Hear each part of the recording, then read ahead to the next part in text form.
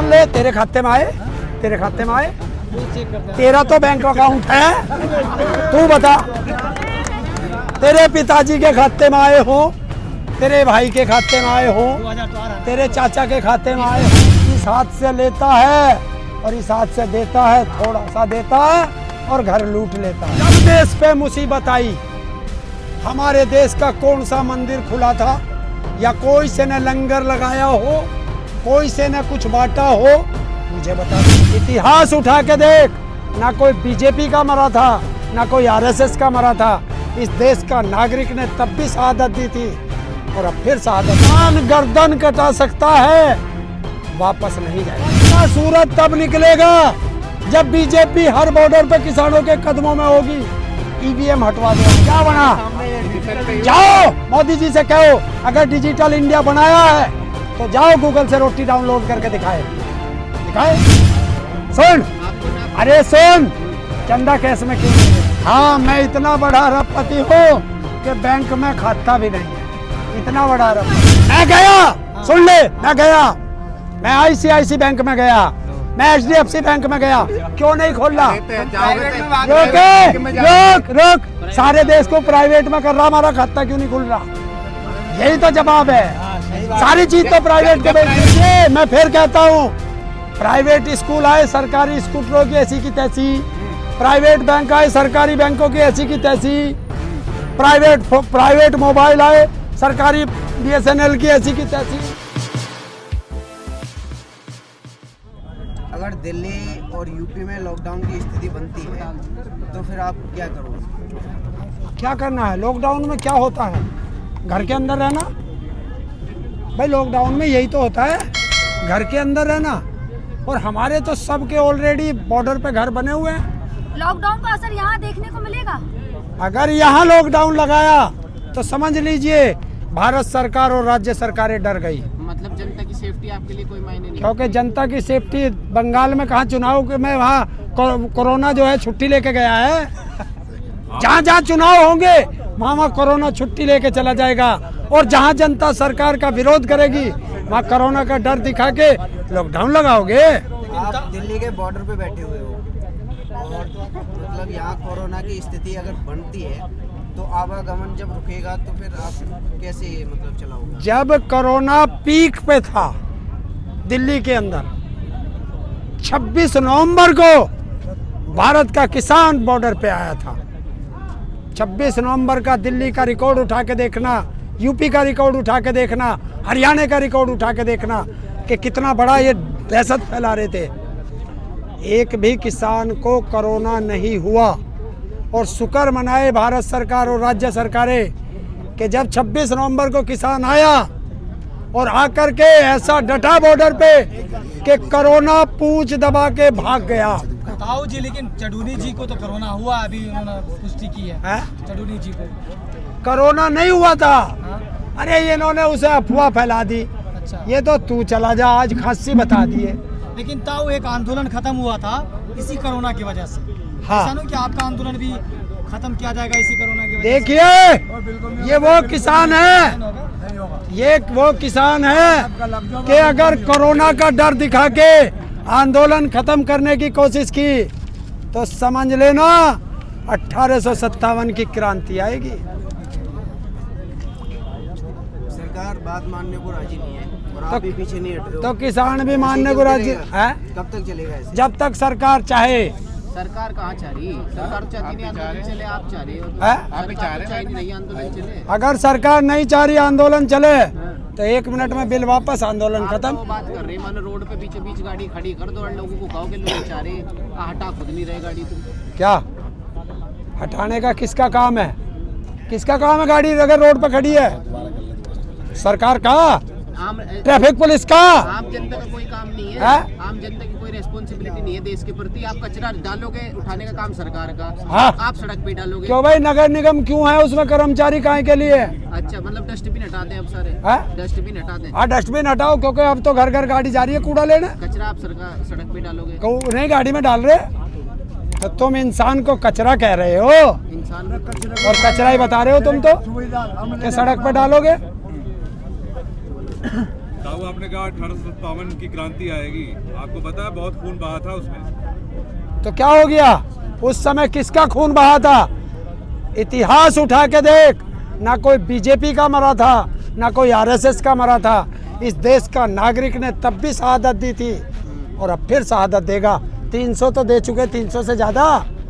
सरकार बताए कितनी शहादत है। किसान गर्दन कटा सकता है, वापस नहीं जाएगा। आपको लगता है कि आपके आंदोलन से बंगाल में कुछ फर्क पड़ेगा? पड़ना चाहिए, लेकिन बिल्कुल किसान को सोचना ऐसा तो चाहिए। नहीं है कि आप बंगाल में लगे हुए हैं और सरकार बाकी के 4 राज्य जीतने के चक्कर में। देखिए, राजनेताओं का काम है चुनाव लड़ना, जीतना और हारना। सारे काम हमसे ही करावे। बता किसान कौन सा चुनाव लड़ रहा? आप ही तो कहते हैं कि बीजेपी को हराना है, हाँ, जीतने नहीं देंगे। अरे कोशिश कर रहे हैं। सारी बात आप ही बोलते हैं। बीजेपी सवाल को करो आपसे तब मैं बता रहा हूँ, कल का सूरज तब निकलेगा जब बीजेपी हर बॉर्डर पे किसानों के कदमों में होगी। ईवीएम हटवा दो आज। ईवीएम अगर हटा दी जाए फिर आप बोलोगे कि ये मतलब उसमें घोटाला कर रहे हैं। ईवीएम हटाओ, देश बचाओ। आपको लगता है कि जब पर्ची आ जाएगी, तुम सोच लो पर्ची से हो चुनाव, फिर आप कहोगे कि ये पहले ही ठप्पा मार के बॉक्स बंद कर लेते हैं? नहीं होगा, फिर ठप्पा मार के नहीं होगा। ठप्पा मार के 1-2 वोट घेर लेगा। यहाँ तो बटन दबाते ही सारी बदल दे। ताऊ 90 के दशक में जब ये पेपर से चुनाव होते थे, बूथ कैप्चरिंग बहुत होती थी, लूट लिए जाते थे। तो आज कितना हो गया? 31 साल हो गए। 31 साल में देश बदलते हैं।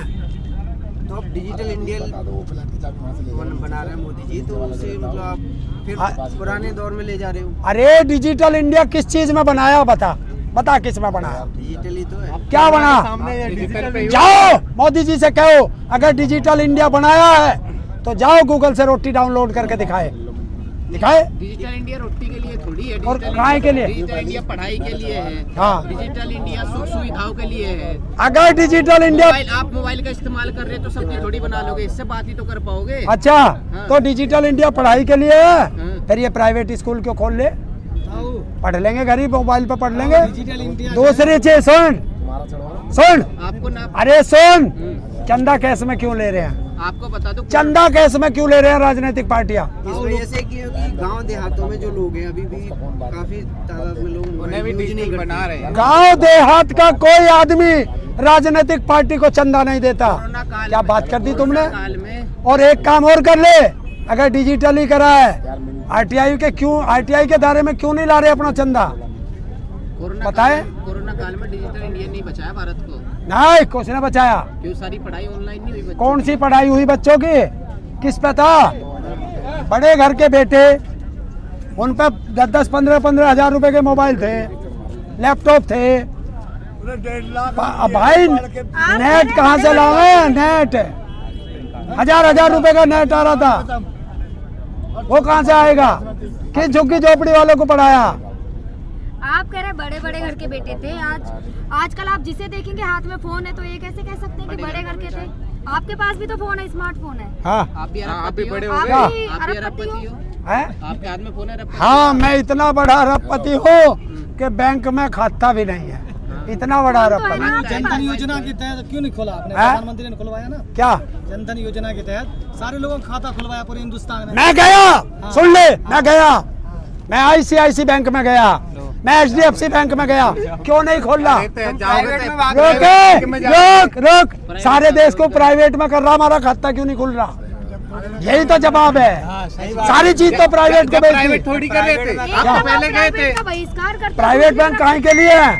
किसके लिए है वे प्राइवेट? नहीं आप देखिए, मैं फिर कहता हूँ, प्राइवेट स्कूल आए, सरकारी स्कूटरों की ऐसी की तैसी, प्राइवेट बैंक आए, सरकारी बैंकों की ऐसी की तैसी, प्राइवेट मोबाइल आए, सरकारी बीएसएनएल की ऐसी की तैसी, और जितना भी पैसा लेके भगे हैं प्राइवेट बैंकों की भी सब। अभी पीछे एक बैंक डूबा, किसने बचाया? ताऊ आप और सुन, इस कोरोना काल में जब तुम कोरोना बता रहे हो, कौन से प्राइवेट डॉक्टर ने सेवा करी। जिन सरकारी डॉक्टरों को, जिन सरकारी कर्मचारी को तुम नालायक कहते थे, उन्होंने ही तुम्हारी जान बचाई। ताऊ आप बोलते हैं कि 15 लाख नहीं आए, आपके लिए खाता खुलाया गया था, अब खाता खुला ही नहीं तो 15 लाख कहाँ से आता? सुन ले, तेरे खाते में आए, तेरे खाते में आए, रोज चेक करते हैं। तेरा तो बैंक अकाउंट है, तू बता। तेरे पिताजी के खाते में आए हो, तेरे भाई के खाते में आए हो, 2000 तो आ रहा ना। तेरे चाचा के खाते में आए हो। किस्तों में आ तो रहे तो 2000 करके कौन सा? हाँ सुन सुन सुन, 2000 रुपये सुन, 2000 रुपये भी सुन। 6000 दिए साल में, 1888 का माल 800 रुपये में बिका, जिसके 40 कुंटल मुंजी हुई तो कितना गया? इस हाथ से लेता है और इस हाथ से देता है, थोड़ा सा देता है और घर लूट लेता है। तो आवागमन तो होना चाहिए ना, है? आना जाना चाहिए ना। तो भाई एक बात बता, ये जो मंदिरों में तुम इतना ले जाके धर रहे हो, उसे भी आवागमन पे लगा दो। क्या ताऊ पूरा देश मंदिर के लिए लड़ाई किया, आप उसी को इनकार कर रहे हो? हाँ देख, जब देश पे मुसीबत आई, हमारे देश का कौन सा मंदिर खुला था, या कोई से ने लंगर लगाया हो, कोई से ने कुछ बांटा हो, मुझे बता दे, है कोई? जब देश पे मुसीबत आई, सारे मंदिरों में ताले लग गए थे। ताऊ इसी देश की जनता मंदिर के लिए तो लड़ रही थी, हैं? क्यों लड़ रही थी फिर? कहाँ? देश की कोई जनता नहीं लड़ रही थी, ये तो ये राजनेता लड़ा रहे थे। बता, तू गया क्या लड़ने? बता। और अच्छा एक चीज बता, मैं तो आम नागरिक हूँ, तू गया क्या अयोध्या? बता, अयोध्या दर्शन करने गया? तू गया भाई? तू बहुत बोल रहा है, तू बता, अयोध्या गया? अयोध्या दर्शन करने गया? एक बार गए थे मंदिर बनने के बाद जाके दोबारा हाँ? दर्शन करेंगे। अच्छा, बस एक बार कभी पहले वैसे गया ना तू? यहाँ जनता में झूठ बोल रहा। नहीं गया। अच्छा बता, तो मूर्ति का मुंह किधर को है? बता, पता रहेगा? बता किधर है? बता कितनी बड़ी मूर्ति थी? बता क्या फुट की है? नहीं पता, जब गया ही नहीं। ये जनता में झूठ बोलने का। अच्छा, इसका मतलब मोदी जी का छोटा भाई। ये